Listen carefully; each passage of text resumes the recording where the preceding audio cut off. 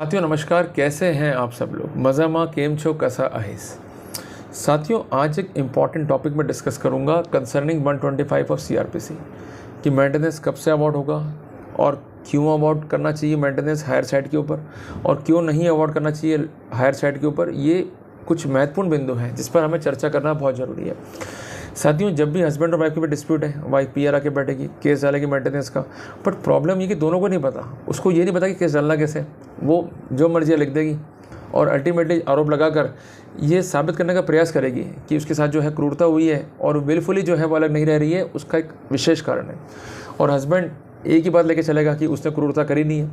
Wife जो है मर्जी से अलग रह रही है और वाइफ ने जो है उसका परित्याग किया है and as per section 125 sub clause 4 CrPC वो मेंटेनेंस पाने के अधिकारी नहीं है। और कुछ विशेष सलाहकार उसको ये सलाह जरूर देते हैं कि भाई तू सेक्शन 9 हिंदू मेरे झट लगा दे कि मेंटेनेंस जो है बंद हो जाएगा या बिल्कुल नहीं मिलेगा। ठीक है, सब अच्छी बात है। या फिर अपने आप को जो है बेरोजगार शो कर दो कि मेंटेनेंस जो है बिल्कुल अवॉर्ड नहीं होगा। तो ये सलाहें सही है या नहीं है, इन सब का भी आज विश्लेषण होगा आज की इस वीडियो के अंदर। टॉपिक काफ़ी इंपॉर्टेंट है, एजुकेटिव वीडियो है। वीडियो इंपॉर्टेंट है उन लोगों के लिए जो लॉ स्टूडेंट है, लिटिगेंट है और खासकर मेरे प्यारे मेन साइड के लिए, क्योंकि हम जो लड़ाई लड़ रहे हैं उसमें कितनी कारगर ये वीडियो साबित हो सकती है ये आपको मालूम पड़ेगा पूरा वीडियो देखने के बाद में। एक एक पॉइंट इंपॉर्टेंट है, एक एक अंश इंपॉर्टेंट है, बीच में स्किप मत कीजिएगा। एक कॉपी और एक पेन लेके बैठिए, बस शांतिपूर्वक मेरी बात को सुनते चलिए, नोट करते चलिए, कोई दिक्कत जो है आपको नहीं आनी है। ठीक है जी, तो शुरू करते हैं आज का प्रेजेंटेशन। साथियों जैसा कि स्क्रीन पर आप देख रहे हैं, जजमेंट पारित किया है ऑनरेबल एमपी हाई कोर्ट ने, इंदौर बेंच ने। जो कंसर्न पार्टीज है वो है देवनारायण और सीमा बाई। मैटर के फैक्ट्स क्या है कि हस्बैंड ने जो है चैलेंज किया है impugn order of ASJ means additional session जज, जिन्होंने क्या कहा कि जो ट्रायल कोर्ट का ऑर्डर था उसको सेट असाइड किया, लड़की को मेंटेनेंस दिया और मेंटेनेंस अवार्ड कर दिया फ्रॉम डेट ऑफ एप्लीकेशन। इस बात को लेकर हस्बैंड जो है व्यथित है। मामला क्या है कि शादी हुई और शादी के 1 साल बाद ही जो है पक्षकार अलग हो गए। वाइफ के आरोप क्या है कि ये लोग मुझे मारते पीटते हैं, इंसल्ट करते हैं, डाउरी की डिमांड करते हैं, घर से बाहर निकालने की धमकी देते हैं, जिस कारण इन लोगों ने सीवियर क्रुएल्टीज मेरे साथ जो है कमिट करी है।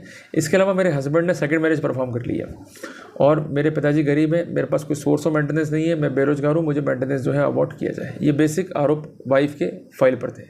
साथ ही सबसे इंपॉर्टेंट बात, जो कंसेंट एप्लीकांट है उसका कहना है कि जो वाइफ है वो डेलिबरेट है, she never intend to live with the petitioner और एप्लीकांट। वो अपने घर चली गई और साथ में रहने जो है वो नहीं आई।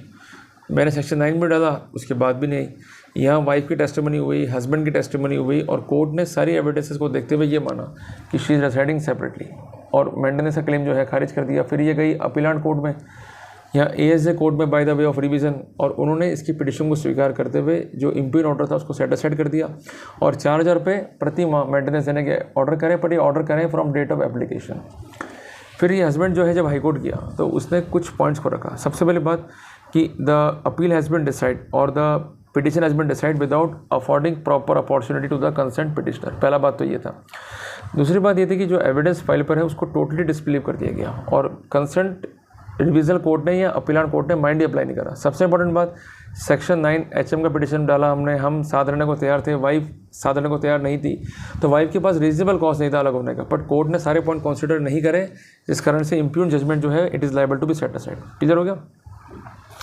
साथियों कोर्ट ने देखा कि जो भी एविडेंस वाइफ ने पेश करी रिगार्डिंग क्रूरल्टी उस पर कोई जिरह ही नहीं है, दिस एविडेंस आर नॉट रिब्यूटेड। तो इस पर एक विशेष चीज़ ध्यान रखनी है आपको कि जब भी इस तरह की एविडेंस फाइल पे आ रही तो उसमें विशिष्ट और लंबी जिरह करो। दूसरी इंपॉर्टेंट बात, जो कंसेंट विटनेस है देवनारायण, जो हस्बैंड भी है, उसने एलिगेशन को डिनाई कर दिया। बट सबसे इंपॉर्टेंट बात, सेक्शन 9 जो है डिसमिस हो गया, 494 IPC में जो है प्रसंज्ञान हो गया, तो उस स्थिति में क्रूरल्टीज को कोर्ट ने स्टैंड मान लिया। बट अगला तर्क ये था हस्बैंड का कि अगर आप मेंटेनेंस दे रहे हो 4,000 रुपये तो कोई दिक्कत नहीं है, but it should be from date of order not from date of application and it is possible in consequential of compelling circumstances, जिसमें बेनिफिट जो है मुझे मिलना चाहिए। अब यहाँ पर सबसे इंपॉर्टेंट बात यह है कि जो इम्प्यून ऑर्डर रिकॉर्ड पे है उसको कोर्ट ने इंटरप्रेटेड किया in the light of section 125(2) of CRPC, which means the date of order of magistrate not from date of order of the revision court. In this circumstances it will be apposite to award maintenance the date of order of the concerned trial court, it means from 20/19 rather than from date of application। साथियों यहाँ पर date of application क्या थी, 5/3/2014। तो court ने यहाँ पर interpretations करते हुए ऑर्डर को मॉडिफाई करते हुए डेट ऑफ ऑर्डर से जो है मेंटेनेंस देने के जो है ऑर्डर पारित किए हैं। यहाँ पर एक बात जो है समझनी है हमारे को कि if this court is incline to pass the order maintenance against the petitioner, it should be pass from date of order. ये एक इंपॉर्टेंट तर्क जो है रखा गया था। और इसके अलावा जजमेंट जो है कृष्णा जैन वर्सेस धर्मराज जैन का, वो यहाँ पर साइड किया गया। और इसमें स्पेसिफिक कि अगर डिस्क्रिशनरी पावर कोर्ट को एक्सरसाइज करनी है तो कोर्ट को स्ट्रॉन्ग रीज़न देने पड़ेंगे। तो ऐसे स्ट्रॉन्ग रीज़न कोर्ट के पास में थे कि उसके पास जो है कोई इनकम का सोर्स नहीं है, वाइफ से कोई स्थिति बता नहीं पाई है, लंबे टाइम से लिटिगेशंस हैं, ऐसे कुछ पॉइंट रखे गए होंगे। तो कोर्ट ने इन स्थितियों को देखते हुए जो है यहाँ पर ऑर्डर किया। तो कहने की बात है कि डिस्क्रिशनरी पावर तब एक्सरसाइज होती है कि जब आपके पास स्ट्रॉन्ग आधार हो, स्ट्रॉन्ग और ठोस बेसिस होंगे तो ही एक्सरसाइज होगी। तो उसके लिए प्रॉपर प्लीडिंग, प्रॉपर ड्राफ्टिंग जो है रिकॉर्ड पर होनी चाहिए, तभी इसका फ़ायदा जो है आपको मिलेगा, अदरवाइज़ फ़ायदा नहीं मिलने वाला है।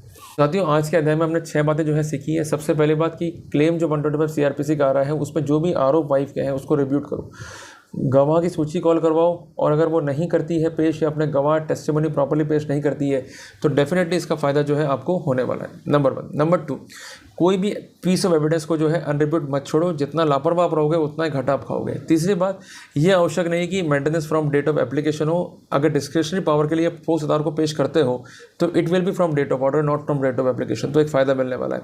चौथी इंपॉर्टेंट बात, जो भी वाइफ आरोप लेके चल रही है उसके समर्थन में जो भी आपके तर्क हैं उसको सपोर्ट करो by the way of evidence and by the way of legal position. Number 5, आप जो भी तर्क अपने रिटन आर्गूमेंट्स में रख रहे हो, it should be supported by some evidences. अगर वो सपोर्ट नहीं है तो डेफिनेटली जो है आप घाटा खा जाओगे। और छठी और आखिरी बात, जब भी आप आर्गूमेंट कोर्ट में कर रहे हो या कोर्ट में एविडेंस करवा रहे हो तो आप कोर पॉइंट को लेके चलो कि वाइफ की जो है लायबिलिटीज़ क्या है, उसके एक्सपेंडिचर्स क्या है, वाइफ का सोर्स ऑफ इनकम क्या है, जिस पर डिपेंड है उसका सोर्स ऑफ इनकम क्या है। अगर सोर्स ऑफ इनकम नहीं है, खुद गरीबों की तरह जीवन जी रहे हैं, तो इतना बड़ा मेंटेनेंस वो कैसे मांग सकते हैं? जो खुद इतने लंबे टाइम तक एक छोटे मेंटेनेंस में सर्वाइव कर सकती है, वो बड़ा मेंटेनेंस कैसे मांग सकती है?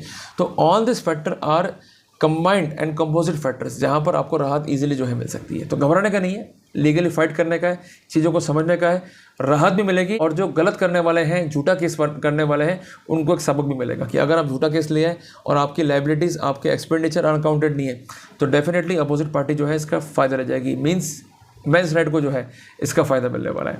तो साथियों, टॉपिक काफ़ी इंपॉर्टेंट है। अगर वीडियो अच्छा लगा तो उसको लाइक और शेयर करें, चैनल को सब्सक्राइब करें ताकि आपको ऐसे अपडेट मिलते रहे। किसी भी क्वेरीज के लिए स्क्रीन पर दिए गए नंबर पर डायल करें। मिलते हैं एक नए टॉपिक के साथ, तब तक के लिए जय हिंद, जय भारत।